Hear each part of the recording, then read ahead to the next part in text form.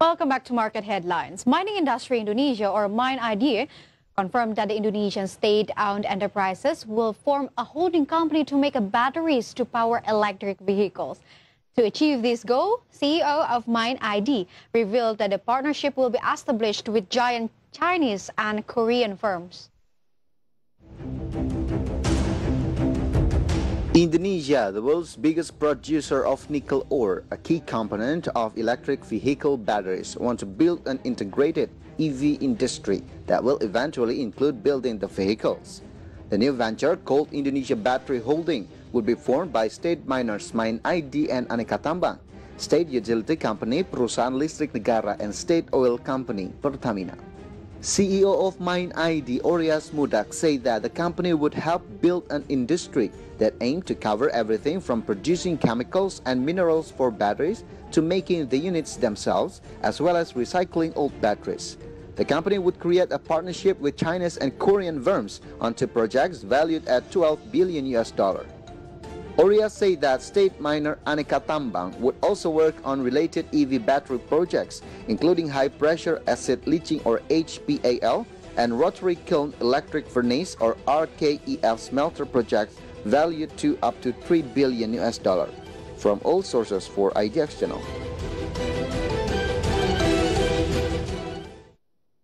Yes, viewers, before we talk further about Indonesia's government plan to develop electric battery factory, let's find out Indonesia's nickel productions compared to the other countries in the first graphic. Here it is through your screen. We can see a graphic of world's top nickel producers in the world. Here it is. We can see our country, Indonesia, with 800,000 nickels in 2019. And the next one is that our neighbor country, which is Philippines, by 420,000 nickels in 2019, and Russia by 270,000 nickels. And moving on to the European continent, we have New Caledonia by 220,000 nickels produced in 2019.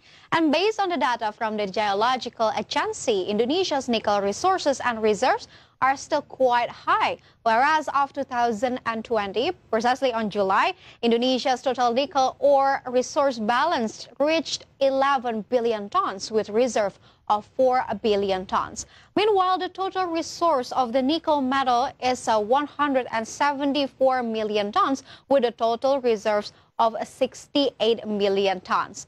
The data was collected from 328 locations in Indonesia. And furthermore, in 2019, Indonesia's nickel matte productions amounted to 72,000 tons, ferronickel productions of 1.1 million tons, and nickel PIG iron as much as 781,000 tons. Meanwhile, related to Indonesia's high nickel resources, the Geological Agency revealed that the Central Sulawesi, South Sulawesi, and North Maluku are the three provinces with the largest nickel resources and reserves. And due to high nickel resource in Indonesia, who are the main players in industry? So let's find out the answer in the next graphic. Through your screen, we can see graphic of a market share of domestic nickel producers in Indonesia. Here it is. We can see the first place goes to Indonesia Morowali Industrial Park, over 50% of the proportion. And the next one is that, still in the double-digit portions, we got Vale Indonesia with a 22% of the proportion. And then next we got Virtue Dragon by 11%, we got Harita by 6%, and Aneka Tambang by 5% of the productions proportions. And we got other companies for 6% as well. And as you can see from the graphic as well, Indonesia's Morowali Industrial Park has shifted the positions of Aneka Tambang and Vale Indonesia in the nickel products market share in Indonesia in the last 4 years. And based on the data from the Ministry of Energy and Mineral Resources, Indonesia Morowali Industrial Park controlled 50% of the downstream nickel productions in Indonesia in 2018. Whereas previously in 2014, Vale Indonesia still controlled the 77% nickel share market, while Antam controlled a market share of 19%. And the Ministry of Energy and Mineral Resources stated that Indonesia's downstream nickel industry is increasingly competitive and still promising, both for the development of stainless steel-based industries and also the battery industry.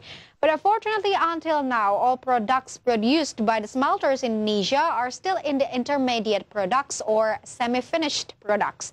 And based on the type of purity, nickel produced in Indonesia is still dominated by the second-class nickel, which produce ferronickel. Meanwhile, the first-class nickel portions to produce nickel matte and mixed hydroxide precipitate is still small. And in the midst of all these limitations, the Indonesian government is committed to continuously develop the domestic nickel industry, including the electric battery factory. To achieve this, the government has opened cooperations with various parties, including foreign parties. Clear information is in the next graphic. For your screen, first, we can assess domestic parties, which is Mining Industry Indonesia or MIND-ID. We got the state-owned company of electricity. We got PLN and Pertamina. And for the foreign parties, we got Contemporary Amperex Technology. It's from China.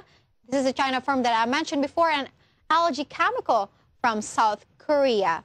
And both contributes to total investment value of $20 billion US, or if we can convert it into rupiah, it is around 265 trillion rupiah.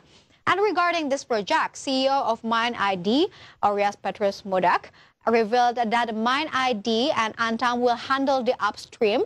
Then the intermediate to the downstream products will be managed by Pertamina and PLN.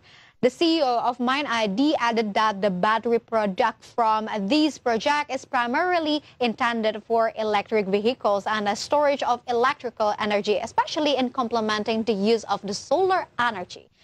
Meantime, two foreign partners have expressed their interest.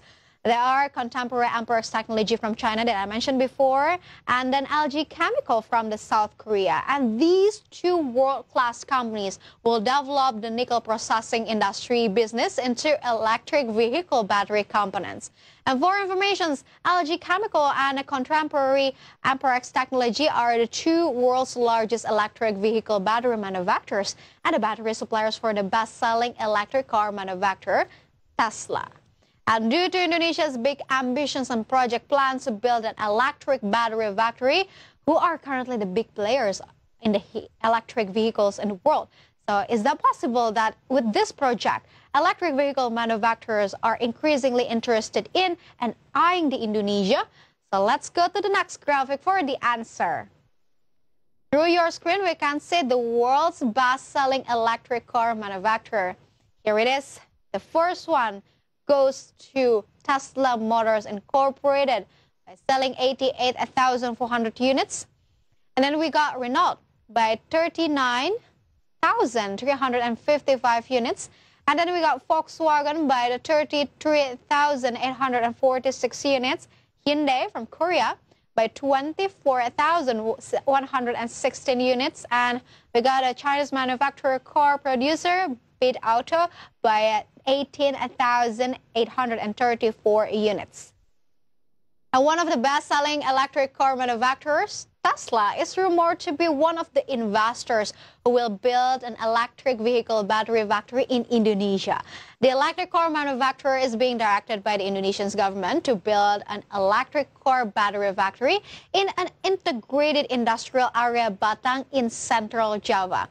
The news or Tesla's plan was even confirmed by the Minister of the Industry, Agus Gumiwang Kertasasmita.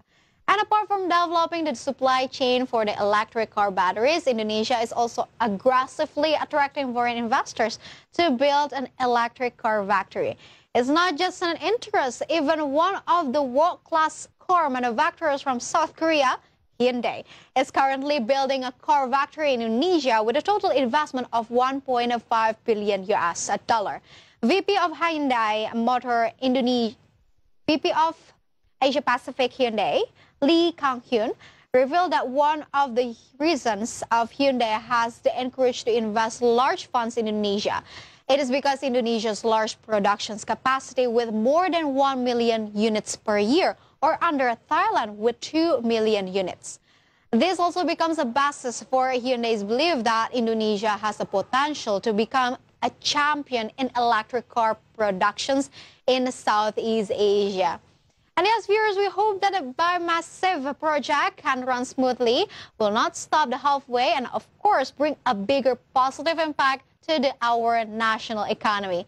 And then market headlines will be right back with the capital market and COVID-19 news coverage, so stay tuned.